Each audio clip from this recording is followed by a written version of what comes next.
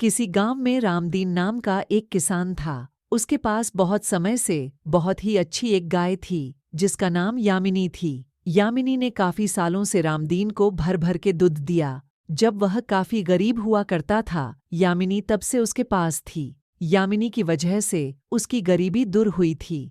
उसका दूध इतना मीठा और टेस्टी था कि सारे गांव वाले उसके ही घर से दूध ले जाना पसंद करते थे। लेकिन कुछ समय बाद समय ऐसा आया कि यामिनी न बच्चे दे सकती थी और न ही दूध। वह बूढ़ी हो चुकी थी। लेकिन यामिनी के ही जनी हुई दो बेटियां गौरी और गीता रामदीन के घर में थीं। दोनों गाय अब रामदीन का घर चला रही थी। अच्छा खासा दूध देती थी दोनों।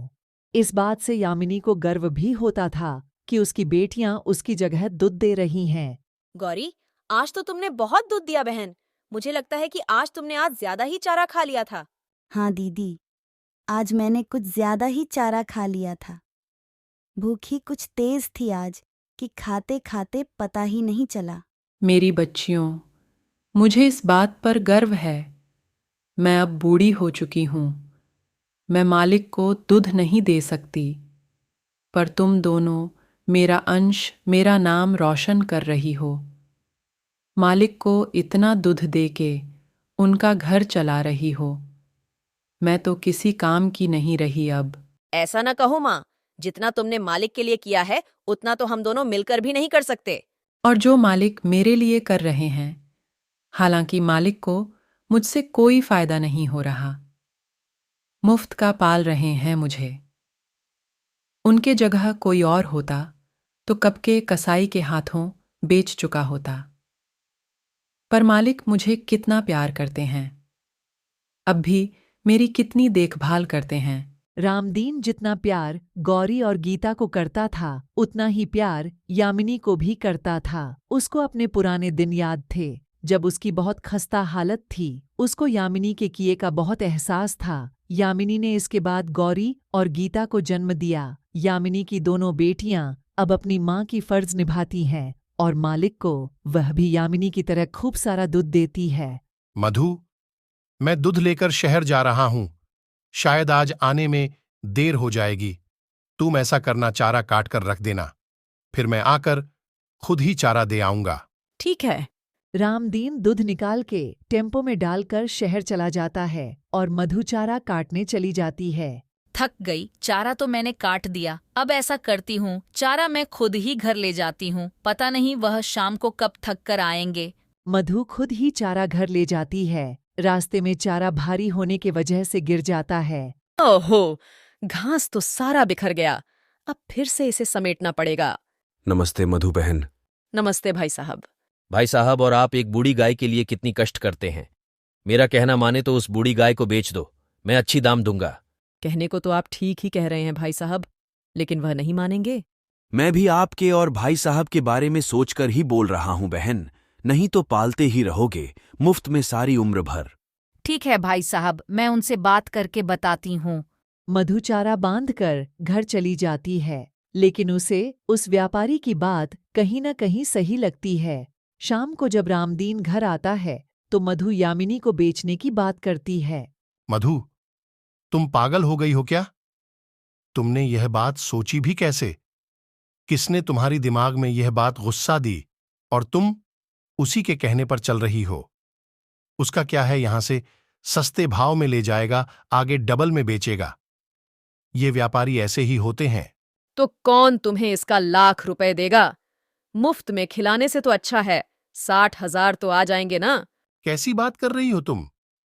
भूल गई, आज हम जो कुछ भी है यामिनी की वजह से ही हैं, और गौरी और गीता भी उसी की देन है। ओहो मेरे दयालु पति, तुम भी ना जैसा मैं कहती हूं वैसा ही करो। वैसे भी उससे हमें कोई फायदा नहीं हो रहा है। अच्छा, कल को अगर मैं भी किसी वजह से काम न कर पाऊं, बीमार रहने लगूं, तो तुम मुझे भी घर से निकालने की बात करोगी? बस मैंने कह दिया, यामिनी यहीं रहेगी हमेशा, मेरे साथ, मेरे घर में। वह इस घर के लिए बहुत शुभ है। ठीक है, अगर ऐसी बात है तो मैं भी देखती हूँ कि कैसे नहीं जाएगी आपकी बुढ़ी गाय इस घर से। दिन रात मधु अपने पति से जिद करती है यामिनी को बेचने के लिए। फिर एक दिन रामदीन अपने बीवी के आगे मजबूर हो जाता है और उसे बीवी की बात मानने ही पड़ती है। अगले ही दिन मधु उस व्यापारी को घर बुला लेती है। गीता देख तो जरा, आज कौन आया है हमारे घर। हाँ दीदी, और इसके हाथ में तो रस्सी भी है।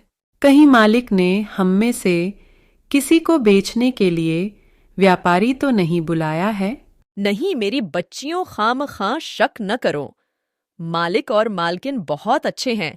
मैं उन्हें बरसों से जानती हूँ। वह हम में से किसी को भी बेच नहीं सकते। हाँ माँ, तुम ठीक कहती हो शायद। भगवान ने करें कि ऐसा दिन कभी आए जिस दिन हमें एक दूसरे से अलग होना पड़े। हम तो मर ही जाएंगे। व्यापारी मधु को यामिनी के बदले 60,000 रुपए देता है। अरे वाह, बड़े दिनों बाद इतनी मोटी रकम हाथ आई है। लेकिन रामदीन इस बात से बहुत दुखी था।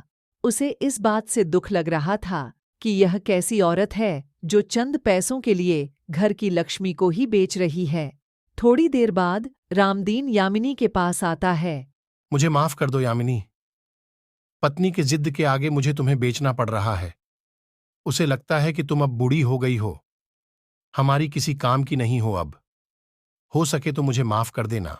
यह सुनकर यामिनी, गौरी और गीता को बहुत बड़ा झटका लगता है। माँ, तुम्हें तो बड़ा यकीन था ना मालिक पे।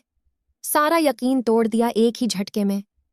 तुमने इनके लिए इतना कुछ किया है, दूध के साथ अपना खून भी निचोड़ कर दिया, और आज जब इनकी घर गृहस्थी बसने लगी तो तुम्हें किसी काम का नहीं समझकर व्यापारी को बेच रहे हैं। कल को यह लोग हमारे साथ भी ऐसा ही करेंगे। सच कहा है कि मनुष्य को जिस चीज से फायदा होती है उसे रखते हैं। अगर वह चीज किसी काम के नहीं रहते तो उसे नहीं रखते। बहुत मतलबी होते हैं यह मनुष्य। दुख तो मुझे भी बहुत हो रहा है मेरी बच्चियों, पर मेरे समझ में भी नहीं आ रहा मालिक ऐसा क्यों कर रहे हैं। तभी व्यापारी यामिनी को रस्सी से बांध के लिए जाने लगता है। गौरी और गीता बहुत रोती है। रास्ते में व्यापारी यामिनी को बहुत मारता है और घर ले जाकर उसे गौशाला में बांध देता है और चारा देता है। लेकिन यामिनी चारा नहीं खाती है। यामिनी को पता था कि उसे खूब खिला पिला के कसाई को बेच देगा और मोटी रकम हासिल करेगा। फिर थोड़ी देर में कसाई व्यापारी से मिलने आता है। व्यापारी उसे कहता है कि कुछ दिनों में आके उसे ले जाएं। यह व्यापारी तो मुझे कसाई को सौंप रहा है। मुझे नहीं मरना। मालिक, आपने ऐसा क्यों किया? मेरी क्या गलती थी? मुझे इतनी जल्दी हार नहीं माननी चाहिए। मुझे वापस मालिक और अपनी बच्चियों के पास जाना होगा। न जाने मेरी बच्चियों का मेरे बिना क्या हाल होगा। उधर गौरी और गीता का अपनी माँ के बिना बहुत बुरा हाल था। फिर रात को जैसे तैसे गले का रस्सी तोड़कर यामिनी भागते हुए घर पहुंच जाती है। गौरी और गीता को जैसे ही अपनी माँ दिखती है, उनके लिए मानो सबेरा हो जाता है। माँ, आप आ गई? अब हमें छोड़ के कभी मत जाना। हम आपके बिना मर जाएंगे माँ। हाँ मेरी बच्चियों, मैं अब कभी भी नहीं जाने वाली हूँ। सुबह जब रामदीन गौशाला में दूध निकालने आता है और जब वहां यामिनी को देखता है तो बहुत खुश होता है। उसके सिर पर हाथ देकर प्यार देता है। मधु, अरे ओ मधु, देखो तो कौन आया है। क्या हुआ? क्यों चिल्ला रहे हो? कौन आया है? अरे यह यामिनी यहाँ कैसे आ गई? देखा यामिनी हमसे कितना प्यार करती है। वह फिर हमारे पास वापस आ गई है। आप चुप रहिए। उस व्यापारी से हमने पैसे लिए हैं। अगर इसे वापस नहीं किया तो सारे पैसे वापस देने पड़ेंगे। मधु व्यापारी को बुलाती है और यामिनी को व्यापारी के साथ भेज देती है। इस बार यामिनी जिद नहीं करती है, वह चुपचाप चली जाती है। यामिनी के जाने के बाद से गौरी और गीता खाना पीना सब कुछ छोड़ देती है, बस अपनी माँ के याद में रोती रहती है। कुछ दिनों बाद गौरी और गीता दूध देना भी बंद कर देती है। देखिए ना, किसकी नजर लग गई है हमारे घर को। गौरी और गीता बीमार पड़ गए हैं। खाना पीना भी छोड़ दिया है दोनों ने। दूध भी नहीं दे पा रहे हैं। इतनी अच्छी कारोबार सब हमारा बंद हो गया है। ये सब और कुछ नहीं, यामिनी की बद्दुआ लगी है हम पर। बोझ थी ना वह तुम पर। बेच खाया ना तुमने उसे, जिसने शुरू से हमारा साथ दिया। बाद में जब वह तुम्हारी काम ना आने लगा तो उसे बेच दिया। खुदगर्ज औरत। गौरी और गीता को भी अपने मां से अलग किया। आप सही कह रहे हैं जी। बहुत बड़ी गलती हो गई है मुझसे। मैं आपके आगे हाथ जोड़ती हूँ। आप उस व्यापारी की पैसे लौटा दीजिए और यामिनी को घर ले आइए। अगले दिन जब रामदीन और मधु व्यापारी के घर जाते हैं तो वहां पर देखते हैं कि व्यापारी ने यामिनी को कसाई के हाथ बेच दिया है और कसाई यामिनी को ले जा रहा है। अरे कौन हो तुम? कहाँ ले जा रहे हो हमारी यामिनी को? कहाँ ले जा रहे हो मतलब? मैंने इसे डबल दाम देकर खरीदा है। मैं तुम्हें उससे भी डबल दाम दूंगा। मेरी गाय मुझे वापस कर दो। ठीक है, ले लो। मुझे तो पैसों से मतलब है, पर इस बूढ़ी गाय में रखा क्या है? वह तुमसे मतलब नहीं है। तुम बस पैसे लो और हमारी गाय हमें वापस दो। रामदीन और मधु कसाई को पैसे देते हैं और यामिनी को वापस ले आते हैं। यामिनी, मुझे माफ कर दो। मैं कितनी गलत थी। मैंने तुम्हारे साथ कितना गलत किया। मेरे वजह से आज तुम्हारे साथ वह कसाई न जाने क्या कर लेता। हाँ यामिनी, अब चाहे जो भी हो, मैं तुम्हें कभी खुद से अलग नहीं करूंगा। गौरी और गीता जब अपनी माँ को वापस पाती है तो बहुत खुश होती है और दोनों अपनी माँ के गले लग जाती है।